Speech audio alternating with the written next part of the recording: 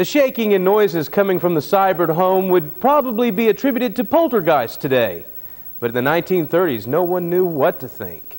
That is why the story of Bouncing Bertha attracted national attention. One man who remembers still isn't quite sure what he saw. They were classmates in an elementary school, their happiness alive and shining on their faces. Ralph Miner was a neighbor to the beautiful Bertha Seibert. He remembers the mystery that surrounds Bouncing Bertha. For those who saw it, they know it was real. When Bertha would lie down to go to sleep, the bed would shake. Noises like rats gnawing on wood could be heard. Doors even flew off their hinges. To learn more, we went back into Powell Mountain. Among the rocks, we found the remnants of where the home had burned. Whatever was here back in the 30s, I'm sure it's not here now. It's gone somewhere else.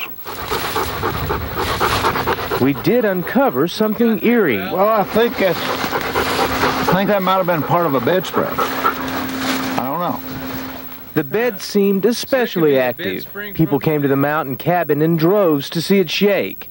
Ralph saw it with his own eyes. And what I saw was real.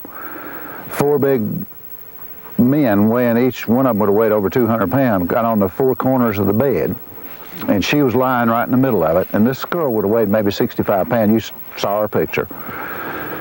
And if she moved a muscle, I couldn't tell it. Of course, I was just a kid, but this is what I remember. She was just lying there with no motion whatever that you could see. And that bed started moving like that.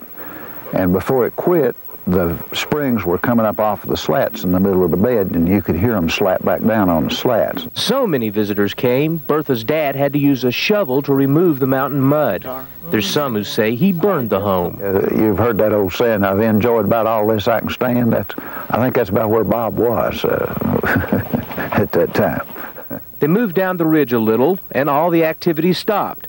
But not before the world had heard of Bouncing Bertha. She'd lived up here on this mountain all her life, and all of a sudden she had people coming from all over the United States to visit her, and getting mail from all over the United States. Ralph Miner is a retired manager of an electric company. His old classmate Bertha Seibert moved away and died in 1986. There are people that will listen to this and that still know about this and say Ralph Miner's lost his mind. He's crazy. There never was anything up there.